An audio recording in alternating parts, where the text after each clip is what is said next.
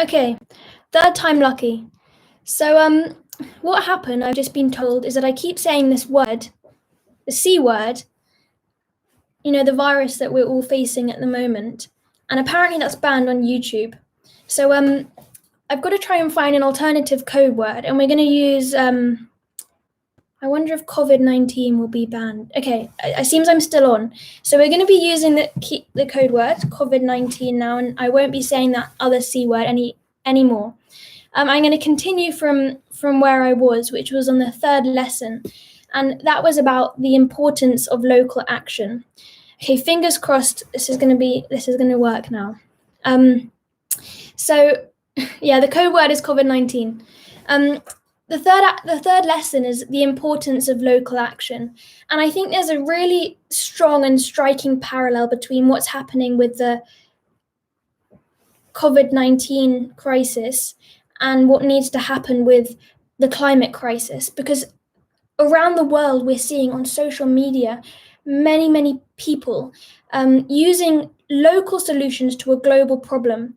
And by that I mean, unless you're a scientist working on the cure, or unless you're working in a medical area, you really feel quite powerless. But people aren't allowing that to stop them. They're volunteering with their neighbours, and they're offering support to the elderly and protecting those around them by not going out.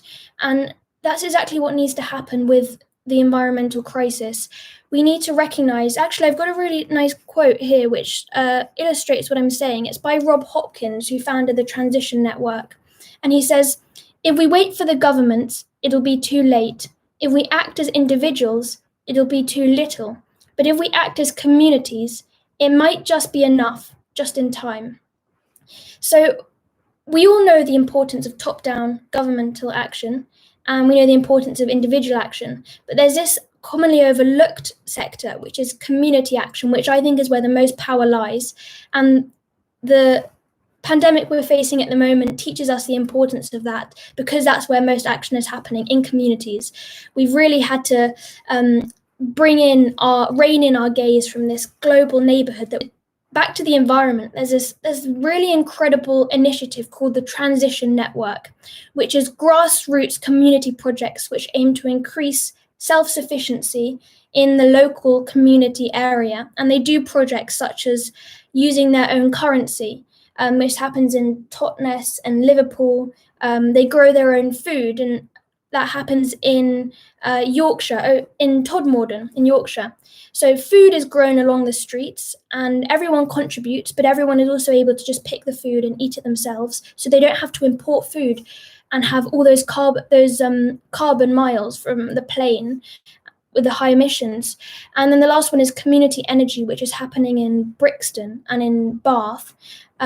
So in a communal area, and energy is generated usually by large solar panels, and then it's distributed around the community. So as we can see, one of the solutions to the environmental crisis is very similar to one of the solutions which we are using now to this health crisis. And that's a link that needs to be made. Those are dots which need to be joined by the general population as well. Okay, the last lesson is going to sound quite hopeless at the beginning, but it's really going to turn around. We're going to subvert it, put it on its head, and be positive. The lesson is that we're not invincible, we're not omnipotent, and we're not indestructible.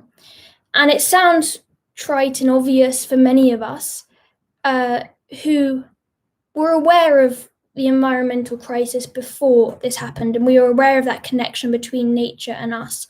But generally, as a species, we've been ploughing on with business as usual, destroying nature and expecting our species to remain invincible, to remain above this destruction. And if anything, this has shown us that that's not possible, that we're so bound up with the fate of other species. And I say this now because I have some really interesting stories for you, which I think blur the boundaries between... Hi, Emily, welcome back. Thanks for sticking with me. I'm sorry about all of this. So the stories which blur the boundaries between us and other species. I'm going to move on to these because I think it's a really positive note for us to sort of bring this to a close before we do questions, or almost a belief that they're futile, they're not useful, which I know many of you know is not true. Wow. So what happens is, I'm sure you've heard of aphids, or they're called green flies or black flies as well. You often see them on rose bushes, and ants walk up these plants or rose bushes usually before the aphids land on them, and they secrete a chemical called a pheromone trail.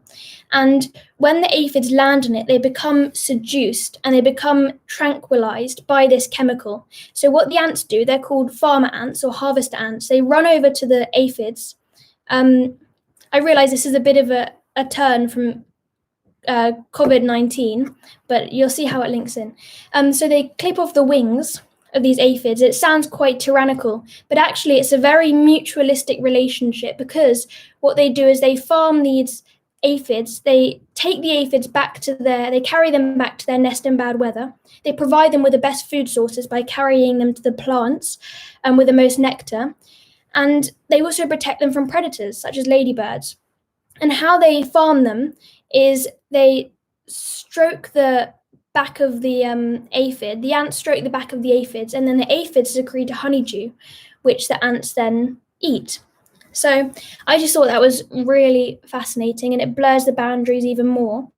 And I have 3 more, but some questions are coming in. So I think collectively we've been going for about 15, 17 minutes now. It says 25 up there. So I'm going to answer some questions, and then if we have a bit of time at the end, I'm going to tell you some of these other stories which blur the boundaries, because as COVID-19 has done, it has blurred that boundary between us and other species. It's reduced this perception of ourselves as invincible, and it's knocked us off our pedestal and knocked a bit of humility into us, because we realize we are governed by biological laws and we can't continue to plow on with business as usual.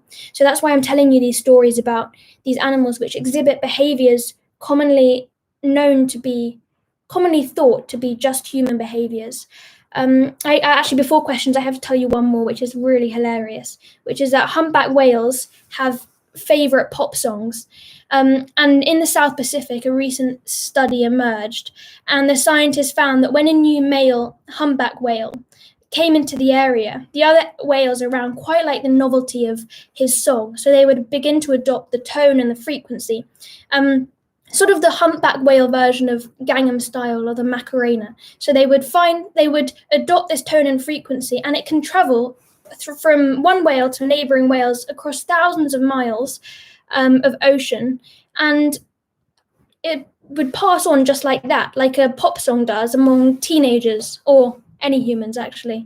And I just thought that was amazing, because we often think of cultural evolution as a very human thing, building upon and adopting the traditions or practices of your elders or of others. But scientists have actually found that it's not human. So they're really knocking down these boundaries between us and other species. And I just love that. We're not as special as we think we are, and that we have so much to learn about the natural world, and there's still so much to go, and that's just another reason to ensure that we do all we can to really protect it and to stop exploiting it. And why not use this pandemic as an opportunity to change other people's mindsets to that mindset, to make other people think that the natural world is so important. Anyway, I've digressed. So I'm going to answer your questions. Okay, the first one, I'll answer from the bottom. What first sparked your interest in environmental issues? At the very beginning, what sparked my interest was a video when I was 11 or 12 about palm oil and the effects on species such as orangutans. And I watched this video and I was so affected by it, because orangutans have been my favorite species for a while. They have quite strong cultural practices as we do. They have very strong bonds between the mother and the baby. They teach each other a lot. And I was just so shocked how we could be destroying their habitat, and the habitat of a species so alike to us. And from there, I began campaigning about palm oil and deforestation. And then when I was on social media, campaigning about palm oil, I began to learn so much about other issues and the link between the climate crisis and deforestation. And it's all so bound up in one big issue. You can't campaign on just one. You really have to focus on all of them simultaneously. Oh my gosh, so many questions. The next one, I'll answer Lizzie's questions from Twitter, which is, what's your biggest environmental concern? I think one of the overlooked is very hard to pinpoint one, because there's, as I was just mentioning, they're so interlinked that you can't pull out one without, you can't isolate one without sort of undermining the severity of the others. Because, for example, what I do most of my campaigning on is the loss of biodiversity, the loss of animals and wildlife. But that drives the climate crisis, because the loss of biodiversity, the loss of habitat obviously means less carbon sequestration. And it also is an effect of the climate crisis. For example, rising sea levels cause species to go extinct. And actually, many humans are affected by the climate crisis. So as you can see, I still don't realize that that is a big problem. And because I do it out of passion rather than anger, because I love nature and the natural world, and that's really what drives me and what sustains me to keep going. And I think it would be unsustainable to campaign just because I want to denounce the system or I want to denounce the government. I campaign because I love nature and because I want to protect it, and I think we have to protect it. When did you first become aware about the state of our planet? As I say, when I was about 11 or 12, I've always loved nature, but that was a turning point for me. It was a really pivotal point. And I think that's the age most climate or environmental activists I know sort of have that change, because it's a really formative period when you're beginning to learn more about the world. And it just happened that I learned more about the environment, and I had to do something about it. When you know what's happening, it's a responsibility. You have to do something about it. I'm going to answer these last two because we've been going on for half an hour now, and I'm quite over the time limit. Is there anything exciting that you're working on at the moment? There was, until this pandemic hit, but I'm not complaining, because I think this is a really great opportunity to do things like this and to expand into areas I didn't previously. I actually would have never done a live before. So this is testing my boundaries a little bit. And I think this is a great opportunity to do that when the pandemic is over, in God knows when, but when this is blown over, I am working on a short film, not the documentary I mentioned earlier, but a short one I'm working on with a cinematographer. And it's all about the disconnection between my generation and nature, and exploring to what extent are we disconnected and how different was it for previous generations. So part of the filming was actually going to care homes, going to nurseries, and obviously I can't do that at the moment, putting so many vulnerable people at risk. But as soon as it's over, we've already fundraised, we've done the Kickstarter. So it will be out hopefully this year. It was originally meant to come out in 2 months, but we'll see. And last one, what info can you give about your documentary? Okay, I assume you mean the long documentary. That's coming out in autumn, and it's called Animal. It's all about, I don't actually know how much I can give, but I've been telling people quite a lot because I just love the experience of it. As I'm sure you know, Dan, I think you make documentaries. And yeah, so it's called Animal, and it's all about solutions and hope to the 6th mass extinction. And the plot line is that Jane Goodall speaks English as well. They send us on a mission to explore solutions to the 6th mass extinction. So we travel to meet people on the front lines who are trying to find a better way for our species to inhabit this planet alongside other species. And it's sort of a compilation and a collation of different case studies. It's about creating a new narrative, creating a vision of the future. And I'm just going to end on that note, actually, because in the environmental movement, whatever age you are, everyone is at times feeling a bit hopeless. And it's hard not to feel hopeless, because it's like there's a barrage of defeats and very, very few victories. and we're constantly denouncing the system. We're saying we don't like what's happening.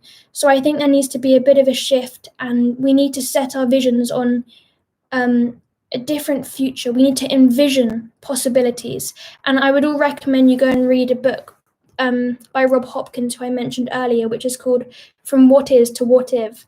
And it's about picturing the future in 2040 and what it could be like. And that's what we need to do. We need to change from focusing on problems to focusing on possibilities.